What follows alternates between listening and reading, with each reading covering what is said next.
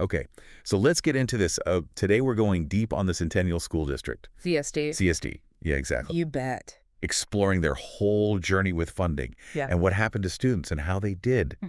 You've got some really interesting data and reports here, especially from like 2021 to 2024, when they got a pretty big funding boost. Yes. So we're going to unpack how they spent it and, most importantly, what happened. What were the results? I think what's so interesting about this particular case study, if you will, is we're not just looking at numbers on a spreadsheet. Right. We're actually getting to see how decisions around funding play out in a real-world setting. Yeah. What actually happens. And I think there are a lot of lessons to be learned from their experience. Especially because now that funding is being reduced. Exactly. So it's like we get to see both sides of it. Yeah. To before and after, so to speak. Yeah. So it's almost like an experiment in a way. Yeah. But before we get into the specifics of the funding, let's set the stage a little bit. How was CSD performing academically before all this extra money came in? Well, we have data tracking student scores Okay. in key subjects: English language, arts, math, and science. The classics. Yeah, going all the way back to 2017. Oh, wow. And importantly, we can compare CSD's performance to their region, Southeast Pennsylvania, Okay. Pennsylvania as a whole, and even a specific intermediate unit, PAIU-22. So we're really getting the full picture. Yeah, exactly. We're not just looking at CSD in isolation. In a vacuum. Yeah, in a vacuum. We're seeing how they stack up against their peers. Right. Which really matters. It does. It really does for context. Yeah, and what's interesting is that going into 2021, CSD was actually behind all those other benchmarks in those three subjects. Yeah, they had some ground to make up. So they weren't exactly top of the class when this funding came through. No. Okay, so tell me a little bit more about these ESSER grants. Okay. How much did they get, and what do they actually do with it? So CSD received a pretty substantial sum, $7 million to be exact. Yeah. Okay, so that's not insignificant. No, not at all. But I think, as you alluded to, it's not the amount that's the most interesting part. It's how they chose to allocate it. Okay, yeah, so tell me about that. So a full 92% of those funds went directly towards teaching and learning, right, with the remaining portion addressing safety and operational needs. So they really put their money where their mouth is in terms of, really trying to make a difference for the kids. Absolutely. Yeah, they were very intentional about focusing on those core academic areas. So let's break that down a little bit. Okay. Where did they focus their efforts within teaching and learning? So they took a multifaceted approach, investing in several key areas. Okay. Curriculum, instruction, assessment, professional learning. Okay. And even the systems that support all of those things. The behind-the-scenes stuff. Exactly. Yeah. All right, let's start with curriculum. Okay. What kind of changes did they make there? So they were very intentional about their curriculum choices. Instead of just buying random new textbooks, they focused on evidence-based resources. Okay. That were specifically aligned with Pennsylvania's educational standards. So really thinking about, okay, this is what the state's asking us to do. These materials will help us meet those goals and hopefully have a longer-term impact. Absolutely. So what were some examples of those programs they chose? Sure. In early literacy, they implemented programs like Foundations for Phonics, Okay. Haggerty for phonemic awareness. Okay. They also invested in Didax math manipulative kits to support hands-on learning in math. Okay, I like that hands-on. Yeah, it's really important for those younger learners. Right, because just seeing the numbers on a page sometimes is not enough. Not enough. You got to actually, You got to touch it and feel it. Exactly. And I think this focus on evidence-based approaches to literacy instruction, particularly in the early grades, is worth noting. Why is that? Well, because research shows that that's where a lot of kids fall behind. If they don't have those foundational skills? Yeah, they really struggle later on. Yeah. So by focusing on building those foundational literacy skills early on, right, they were really setting students up for success in later grades. I like that, building a strong base. Yeah. All right. So curriculum was one piece of the puzzle. Okay. What about changes to instruction itself? Okay. How did they impact how teachers were actually teaching in the classroom? So one significant change was expanding their one-to-one technology environment to cover all of K through 5. Okay. They already had it for older grades. Okay. So this created a seamless technology experience for all students. So every kid had a device? Every kid had a device. Okay, so that's huge investment. It is a big investment, but I think it reflects a commitment to integrating technology into learning across all grade levels. So it's not just something they were doing in middle and high school? Yo. It was really starting from the get-go. Yeah, they saw the value in it and they made it a priority. So did they make any other big changes to their instructional approach besides that technology? They did. They launched a virtual learning academy. Oh, wow. The Centennial Virtual Learning Academy, or CVLA. Okay, so they're really getting into that online space. Yeah, and this was partly informed by research they conducted with Hanover Research, which showed that a virtual environment could be beneficial for some learners. That's interesting because I think the pandemic really forced schools to kind of experiment with that virtual learning. Absolutely. And it seems like maybe CSD was one of those districts that said, Yeah. okay, maybe this is something that's going to stick around. Yeah, there are some benefits here. We should keep this going. Even for kids who, maybe aren't sick or don't have to be home. Exactly. Some kids just thrive in that environment. So how many kids were in the virtual academy? So it served an average of 70 students each year. Okay, so not a huge portion of the student population? No. But still significant? Still significant, and I think it shows that they were trying to meet the needs of different types of learners. I like that, options for everybody. Yeah. Okay, so we've talked curriculum, we've talked instruction. What about assessment? Oh, assessment. I know it might not be the most exciting topic, but it's important. It is. It's crucial. It's how we know if what we're doing is working. Exactly. So did CSD make any changes in that area? They did. They implemented new assessment platforms to better track student progress and identify areas where students needed extra support. Okay, can you give me some specific examples of what they chose and why? Sure. So in the early grades, they adopted ESGI, Okay. which is a great tool for monitoring early literacy and math skills. They also used diables for assessing reading fluency. Okay. And to track overall academic progress, they brought in AMAP measures of academic progress. Got it. Later on, they incorporated iReady and IXL as well. So they really had a suite of tools. Yes, they did. They were trying to gather data from multiple sources. Because different tools measure different things.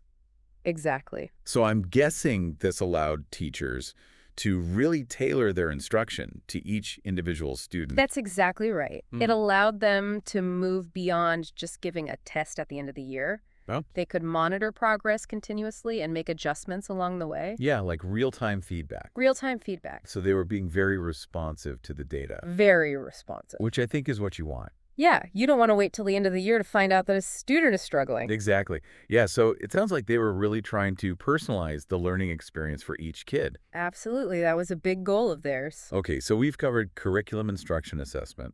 Okay. What about professional learning for teachers? Ah, yes. That's a very important piece. Because we can give teachers all these new materials and tools, Right. but if they don't know how to use them effectively, They need the training. it's not going to do much good. Exactly. So did they invest in professional development as well? They absolutely did. And this is where it gets really interesting. Okay, I'm intrigued. Tell me more. Instead of settling for generic workshops, they partnered with some big names in education research and professional development. Ooh. Okay, like who are we talking about? So they worked with institutions like the University of Pennsylvania Okay. and the AM Institute. Got it. Focusing on areas like the science of reading and structured literacy, which have gained a lot of attention in recent years. Yeah, because there's been a lot of discussion about how to teach reading effectively. Exactly.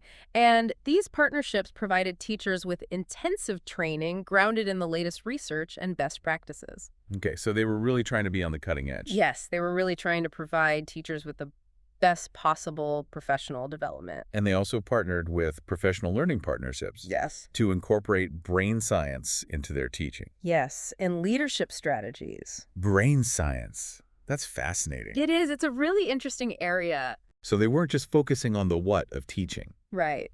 But also the how the brain actually learns. Absolutely. They were trying to take a holistic approach. Yeah. I like that. Yeah. Thinking about the whole child, the whole teacher. The whole system. The whole system. Yeah. All right, so let's not forget about the behind-the-scenes work. Okay. The systems that support all these other initiatives. Right, the infrastructure. Yeah, because that often gets overlooked. But if you don't have a strong foundation. It all falls apart. Yeah, exactly. So what do they do in this area? So they made some strategic moves here as well. For example, they created a new position, a coordinator of digital and online learning. Which makes sense because with that virtual learning academy. Right. They needed somebody to kind of oversee all of that. Exactly. Someone to provide support and guidance. Did they create any other new positions? Yes. They also brought on a coordinator of social, emotional, and academic learning, Okay. recognizing the importance of student well-being for academic success. The whole child The whole child. coming back again. And they added a coordinator of English language development and inclusive practices, along with a coordinator of multi-tiered systems of support.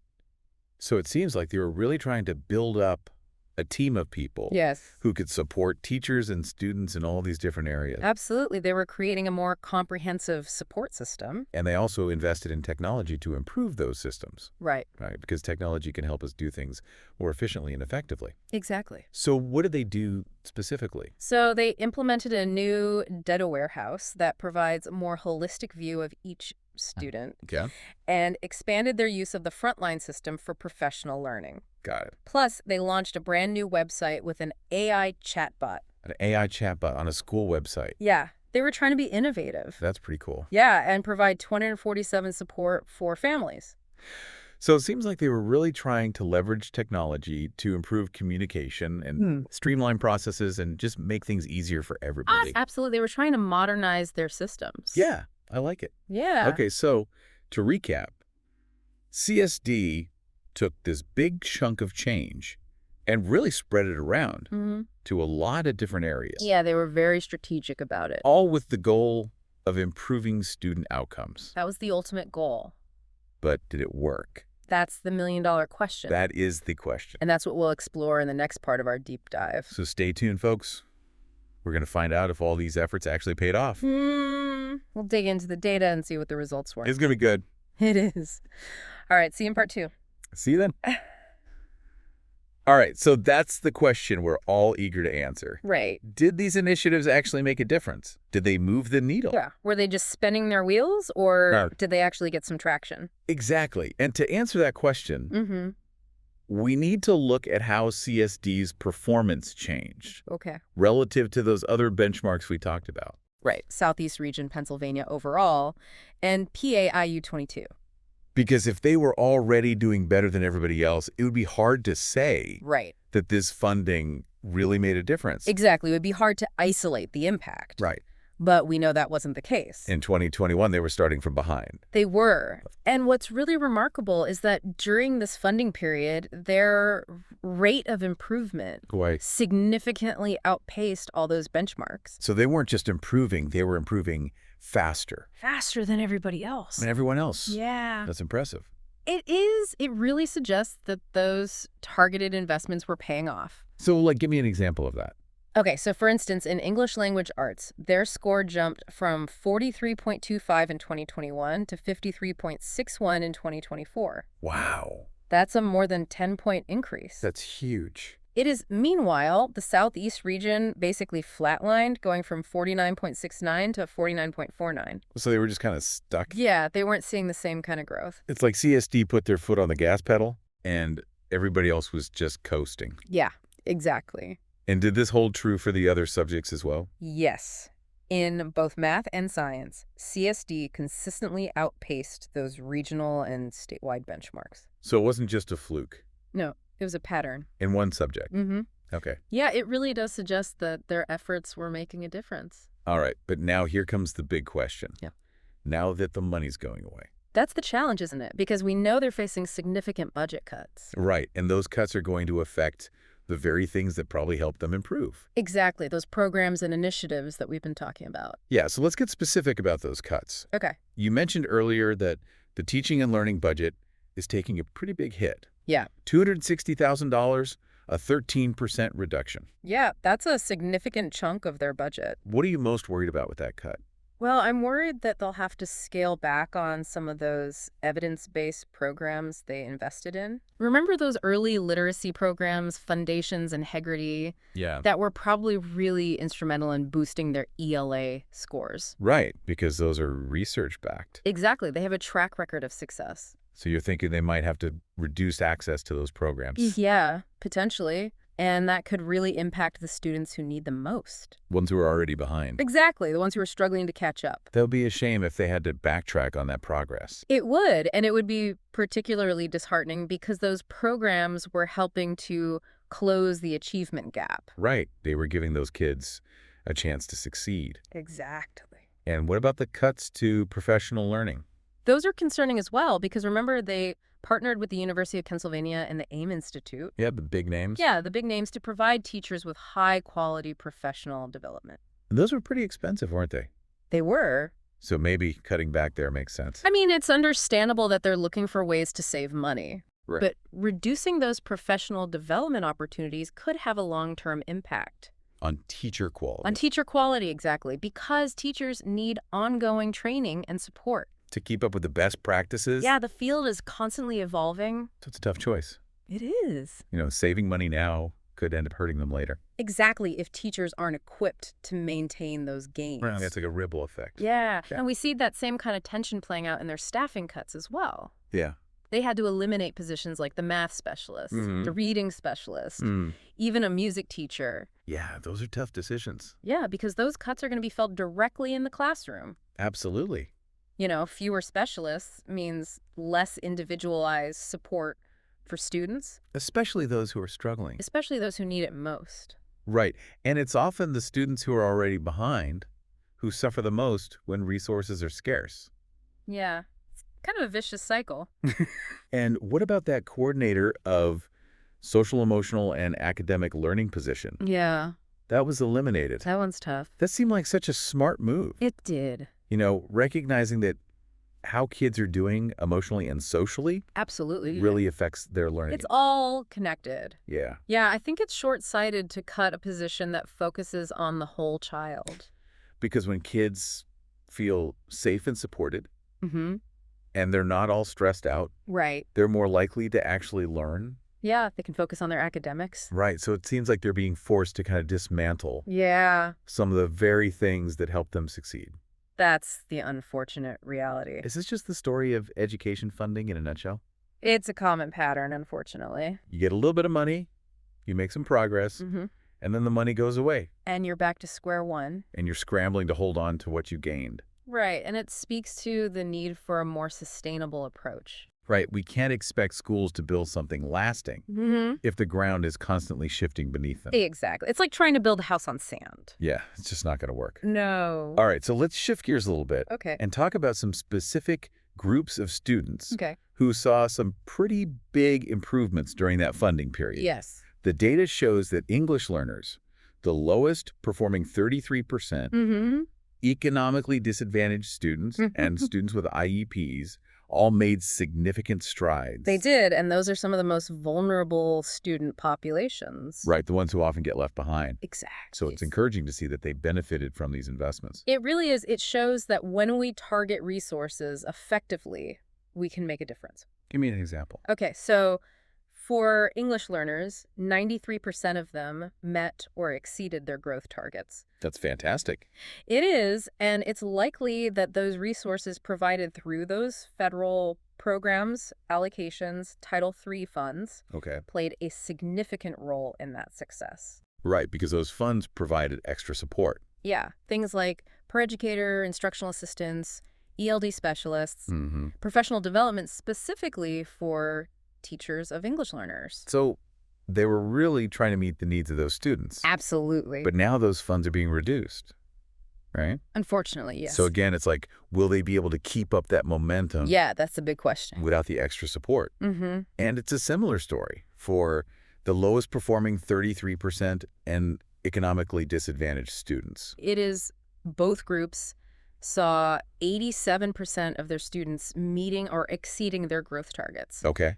And again, those title funds were likely instrumental in providing the extra support those students needed. So it seems like those targeted investments really made a difference for those kids. They good. But the question is, what happens now? Yeah, that's the unknown. Right. The data clearly shows that strategic funding can lead to positive outcomes, But it also highlights the fragility of those gains. when that funding disappears, Exactly when funding is inconsistent or unpredictable.